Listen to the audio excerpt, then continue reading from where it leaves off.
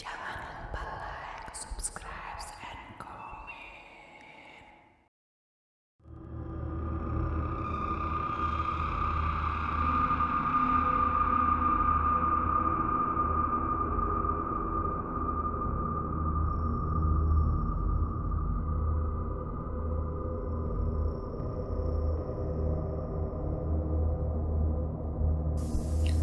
Seperti ada yang menyentuh lenganku.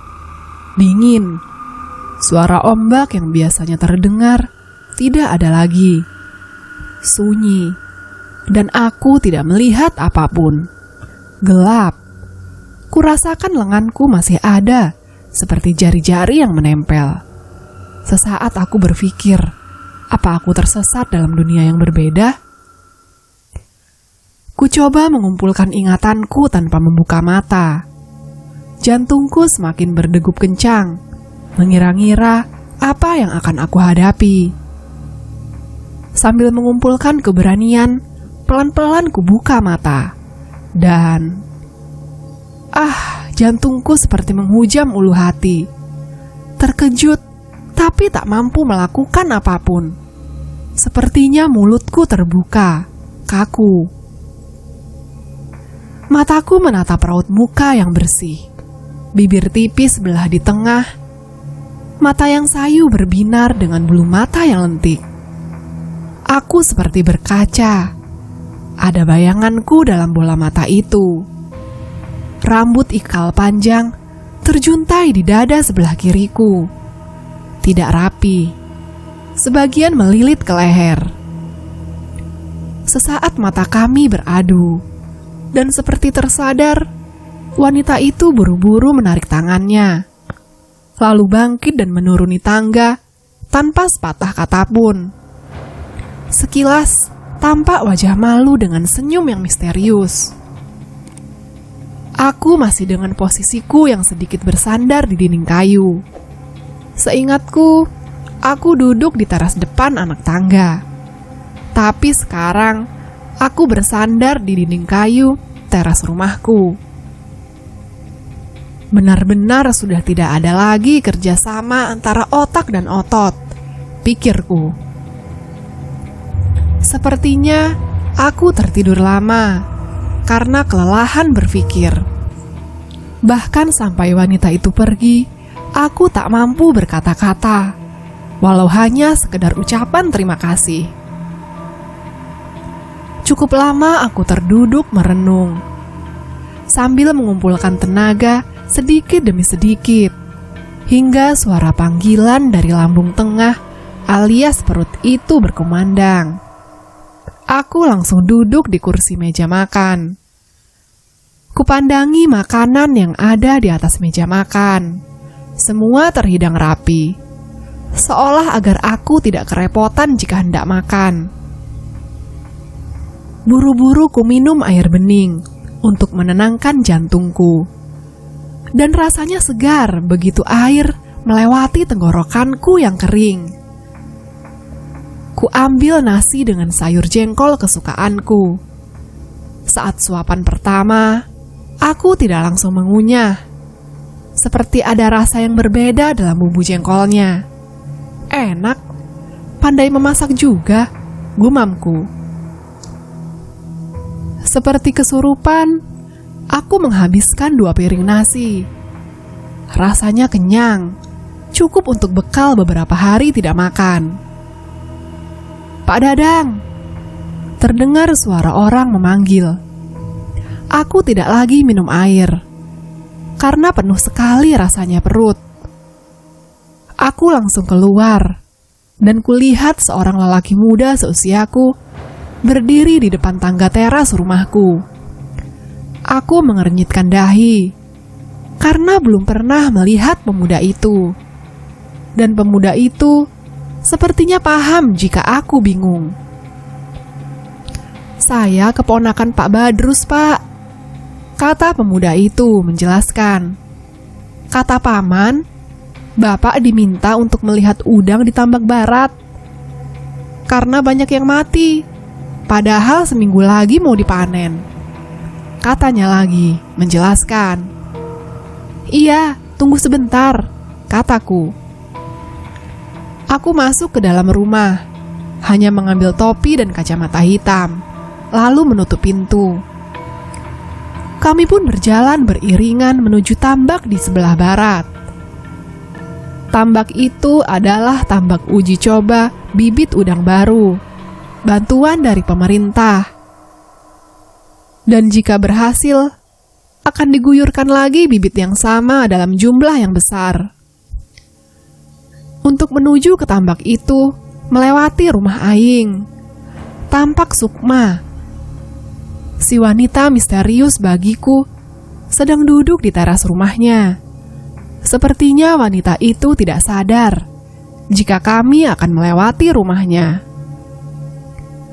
Pemuda yang bersamaku sepertinya juga memperhatikan wanita itu.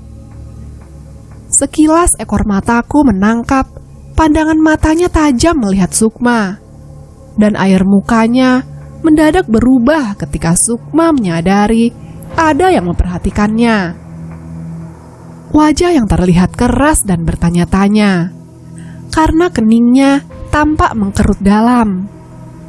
Baru saja aku hendak bilang permisi, Sukma buru-buru masuk ke dalam rumah, seperti muka ketakutan.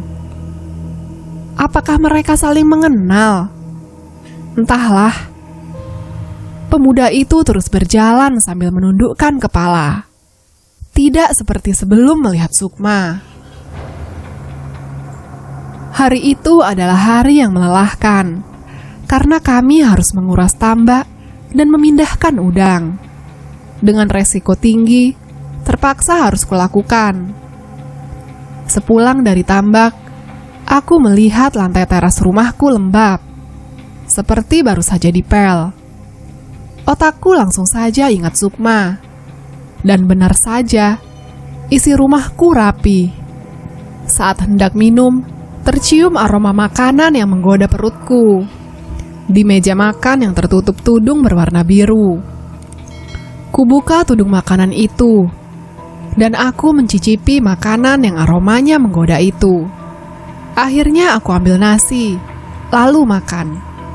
Selesai bersih-bersih badan dan sholat, aku pun merebahkan diri. Dan karena kelelahan, aku pun tertidur. "Abah!" teriakku. Aku bangun, dan keringat sebesar biji jagung mengucur deras dari dahiku. Aku terengah-engah seperti habis lari maraton.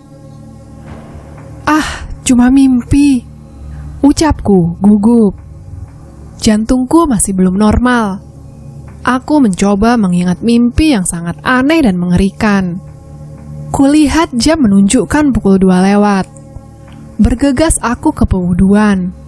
Aku berniat sholat isya dan sholat tahajud. Berusaha menenangkan diri.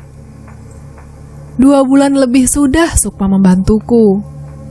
Meski tidak sama saat ada Aing, tetapi aku cukup bersyukur. Setidaknya, saat aku sibuk membantu para petani udang tambak melakukan perawatan, di rumah ada yang siap menyediakan makanan dan membersihkan rumah, serta merawat tanaman sayuranku. Entah karena Sukma memang pendiam atau terlalu cuek, atau aku yang kurang agresif, kami jarang berkomunikasi. Terkadang aku bingung apa yang harus kubicarakan saat kami berkumpul di dalam rumah. Apa yang aku tanyakan hanya dijawabnya singkat. Jika aku perlu sesuatu, dia hanya mengambilkan, lalu pergi. Seperti selalu tahu apa yang aku pikirkan, terkadang dia mencuri-curi pandang dengan tatapan aneh. Bayangan itu tertangkap mataku lewat kaca figura yang terpasang di dinding. Tidak seperti biasanya, pagi itu dia bertanya, aku mau titip apa? Karena dia mau pergi ke pasar. Aku termenung sesaat. Lalu aku pergi ke kamar untuk mengambil uang. Ini uang untuk beli bumbu dapur sama titip belikan ayam. Sisanya adik bawa aja, kataku, sambil menyorongkan sejumlah uang. Tampak muka terkejut dan bingung di wajahnya. Aku pun jadi ikut bingung, takut menyinggung. Kalau dengan Aing, aku lebih enak. Karena Aing kalau perlu uang, dia akan bilang terus terang. Pernah suatu hari sehabis ngambil gaji, Aing ku beri uang, dia tidak mau. Katanya masih punya uang. Padahal keperluan di rumahku lebih banyak Aing yang membeli. Pasar tempatku memang jauh, perlu setengah hari perjalanan pulang pergi. Aku sedikit khawatir, karena ingat pesan Aing agar aku menjaga Sukma. Terlebih lagi, setauku Sukma orang baru di sini. Tetapi untuk menemaninya ke pasar tidak memungkinkan, karena banyak pekerjaan yang harus aku selesaikan. Brak! Terdengar suara benda dijatuhkan, dan aku segera bangkit dari tempat dudukku dan melihat ke arah suara tadi. Kulihat Sukma dengan muka kesal duduk di teras rumahku. Seperti sadar aku memperhatikannya, Sukma pun menoleh ke arahku dan menyunggingkan senyumnya. Manis, tapi tetap misterius. Lalu bangkit masuk ke dalam rumah melewatiku, tanpa permisi. Di luar, di bawah pohon pinus, ada dua orang pemuda yang sedang duduk di kursi kayu, tempat biasanya aku dan Aing, juga beberapa warga biasa ngobrol sambil menikmati pemandangan laut lepas. Sepertinya mereka bukan orang kampung sini. Melihat aku memperhatikannya, mereka pun mendekatiku, dan aku menyambut kedatangan mereka.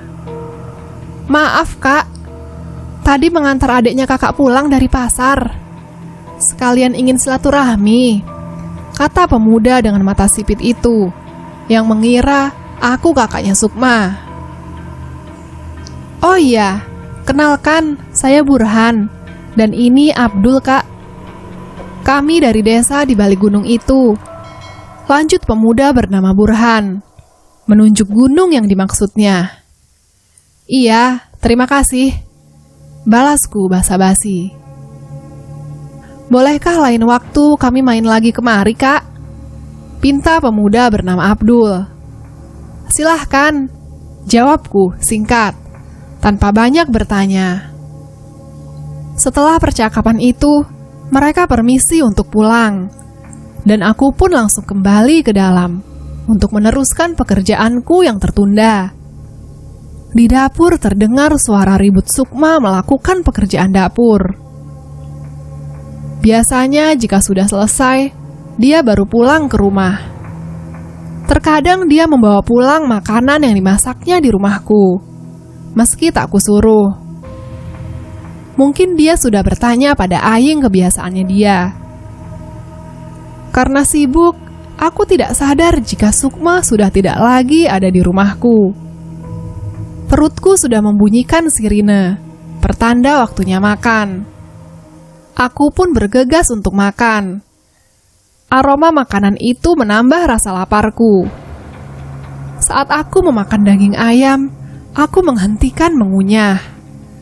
Lidahku tidak merasakan bahwa itu daging ayam seperti yang biasa aku makan. Rasanya aneh, seperti daging yang sudah habis dikunyah orang. Dihisap sari rasanya, kemudian dimasak. Bahkan bumbunya saja tidak meresap dalam dagingnya. Sepah. Dan saat kukunyah, seratnya terasa alot. Akhirnya aku hanya makan sayur dan kuahnya saja. Karena lapar dan ingat pekerjaan yang harus segera selesai, aku tidak memikirkan keanehan itu. Semenjak Sukma ke pasar waktu itu, aku sering melihat pemuda-pemuda yang asing datang dan pergi ke lingkungan rumahku. Kadang mereka berkumpul di bawah pohon pinus depan rumahku. Terlebih jika malam minggu. Hingga larut malam mereka baru pergi. Kadang-kadang saja aku menyapa mereka. Tetapi tidak ada yang menjelaskan padaku tujuan mereka berkumpul. Selain mereka ingin menikmati suasana baru. Aku sedikit khawatir jika itu karena Sukma. Tapi aku selalu menepis pikiran-pikiran itu. Terkadang, aku memperhatikan Sukma yang tampak acuh dengan mereka, jika kebetulan ke rumahku dan bertemu dengan mereka. Kupikir sedikit wajar. Pemuda sedikit menggoda jika ada wanita secantik Sukma lewat. Hari itu malam minggu. Seperti beberapa minggu terakhir, selalu banyak pemuda yang datang ke lingkungan rumahku. Sedari pagi, aku tidak melihat Sukma. Perasaanku gelisah, seperti ada yang hilang. Berkali-kali aku buka pintu belakang yang tembus pandang dengan rumah Aing. Hanya terlindung pepohonan perdu. Tapi di sana juga tampak sepi. Malam itu aku gelisah. Aku selalu bertanya-tanya, ada apa dengan Sukma? Hingga tiba-tiba tidak ke rumahku, tanpa kata-kata. Sakitkah? Atau pergi seperti Aing? Malam itu terasa sangat panjang. Aku tidak sabar menunggu pagi, ingin segera ke rumah Aing. Karena kelelahan berpikir, aku tertidur menjelang subuh, hingga bangun kesiangan. Setelah sholat, aku membuka pintu belakang, dan aku terkejut. Aing? Dia pulang. Kapan dia pulang? Tapi kenapa nggak datang ke rumahku? Ada apa dengannya? Gumamku bertanya-tanya. Kecemasanku berubah menjadi rasa penasaran. Kulihat dari jauh, Aing yang berdiri di depan pintu sedang berbicara dengan Sukma yang berdiri sambil memegang pagar teras rumahnya. Sepertinya Sukma hendak pergi dari rumah itu. Aku pun menutup pintu dapur dengan lunglai. Pikiranku menduga kemana-mana. Ku ambil air putih, lalu ku minum. Tiba-tiba, aku merasa sangat lelah. Pak! Suara lembut itu mengagetkanku. Seperti diberi obat penguat, begitu mendengar suara yang tidak asing itu, aku segera bangkit dan membuka pintu depan rumahku. Kupandangi sosok wanita dengan kaki putih bersih, dengan pakaian rok warna hitam, dengan motif bunga berukuran besar. Baju abu-abu bercorak bunga kecil warna putih. Rambut yang lebat ikal tergerai panjang, dan sebagian dililitkan, hingga lehernya yang panjang tak tampak. Mata itu tampak sembab, seperti habis menangis. Menambah ayu wajah sendunya. Entah apa yang aku rasakan saat itu, kagum atau khawatir, atau penasaran. Semua berkecamuk jadi satu. Lumayan lama kami saling berpandangan, tanpa mengucapkan kata apapun. Aku dengan muka yang bingung, masih menatap wanita itu yang menatapku sedih. Aku lapar, ucapku, seiring suara tagihan di perutku. Sukma pun langsung menunduk, dan tanpa suara langsung melewatiku. Dek, aku mau makan bareng pagi ini, kataku agak keras, tanpa menoleh dan berharap Sukma mendengarku. Selama ini kami tidak pernah makan bersama. Selesai membantuku dengan pekerjaan rumah, Sukma langsung pulang. Dan sangat jarang kami berkumpul dalam rumah tanpa ada kesibukan. Sambil menunggu Sukma masak, aku melihat tanaman sayuranku. Aku baru sadar jika kucing yang biasa bermain di pasir dekat tanaman bungaku lama tidak kelihatan. Dan ayam yang biasa merusak tanaman sayurku pun tidak tampak. Aku mencoba mengingat terakhir aku melihat kucing dan ayam yang biasa selalu banyak di rumahku. Rasanya sudah lama. Sebelum aku ke kota, binatang itu masih ada. Pak, makanannya sudah siap. Suara Sukma membuyarkan lamunanku. Aku pun bergegas membersihkan tangan dan kakiku. lalu duduk di kursi meja makan. Sukma sudah siap, dan dia menungguku mengambil makanan. Aku pun mengambilkan nasi untuknya. Sukma tampak terkejut. Ketika aku akan menambahkan nasi, Sukma menarik piringnya. Mungkin dia tidak enak makan, atau mungkin makannya tidak banyak. Entahlah. Dek, kalau ada masalah cerita saja. Biasanya, Aying juga kalau ada masalah akan cerita denganku. Tidak usah malu, kataku membuka pembicaraan sambil makan. Aku tidak melihatnya, tapi raut wajah sedihnya tampak jelas dari pantulan kaca meja marmer. Hari ini Sukma akan pergi. Tidak lagi di sini, kata Sukma terbata-bata, seperti ada yang menahan di tenggorokannya. Aku berhenti mengunyah makananku. Tenggorokanku tiba-tiba mengering. Sulit untuk menelan apapun, termasuk air liur. Kupandangi Sukma. Dia hanya tertunduk.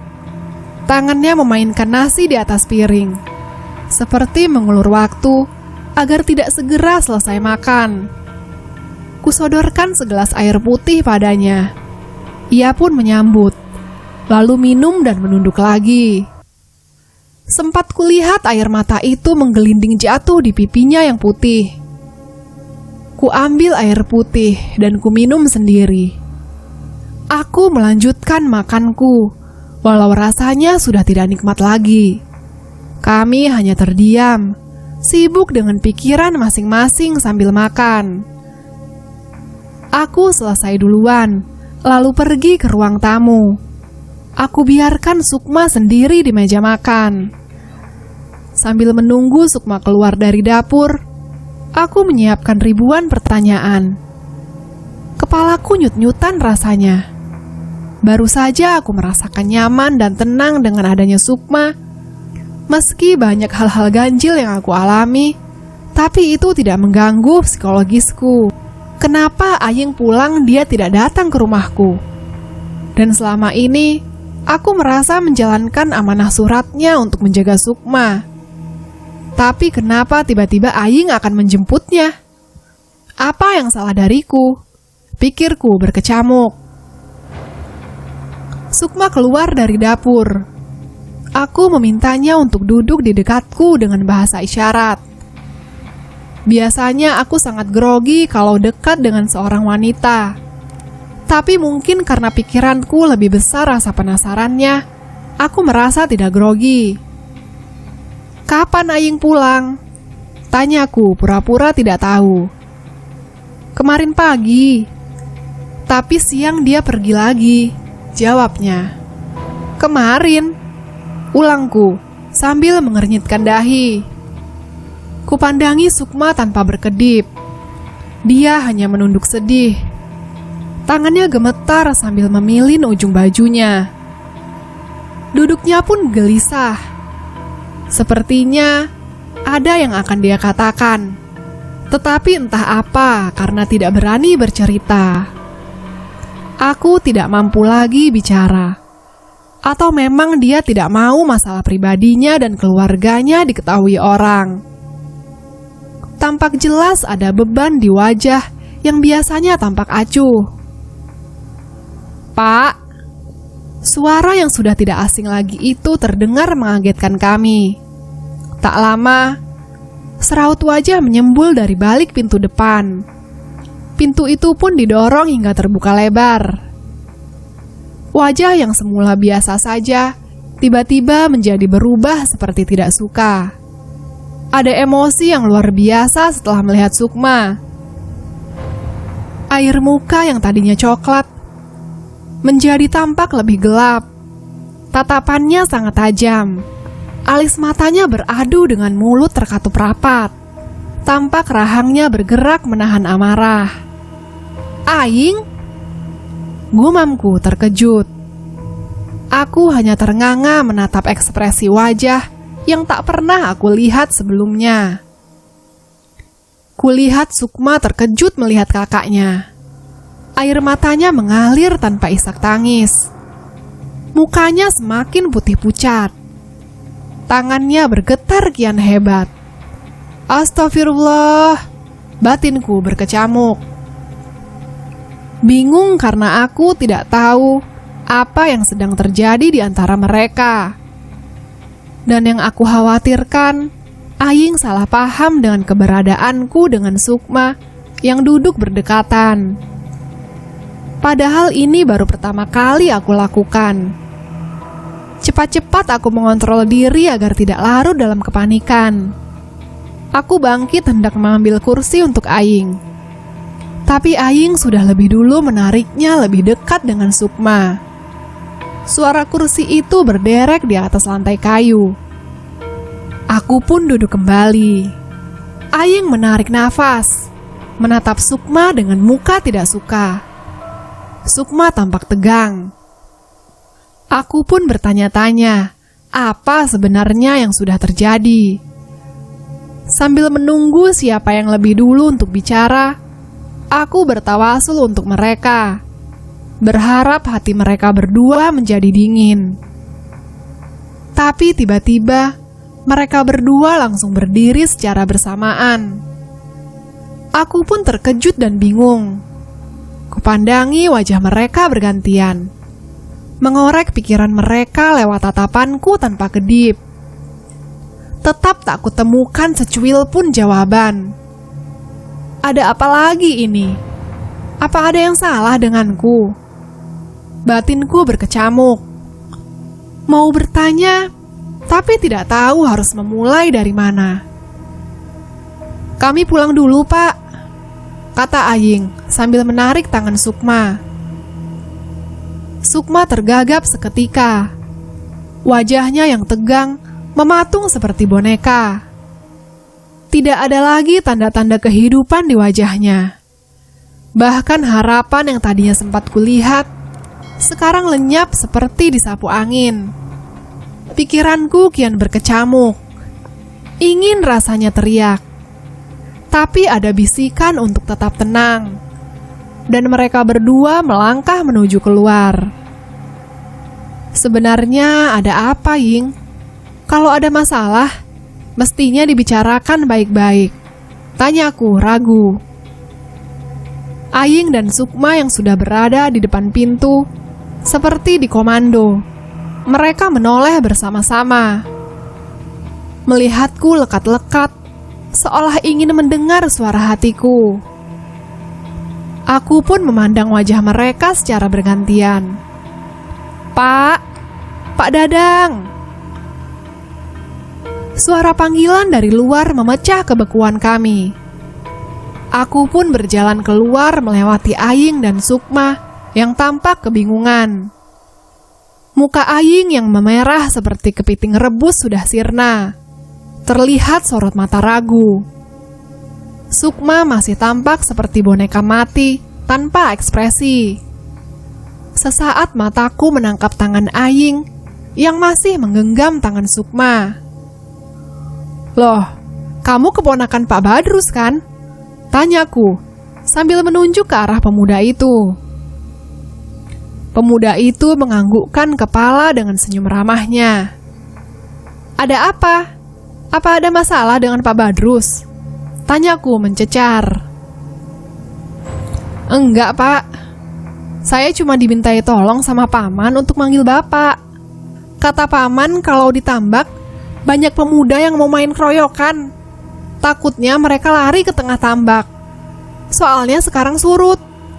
Kata pemuda itu menjelaskan. Pemuda mana? Tanyaku penasaran. Kalau tidak salah, sekilas saya perhatikan mereka yang biasa kesini, Pak.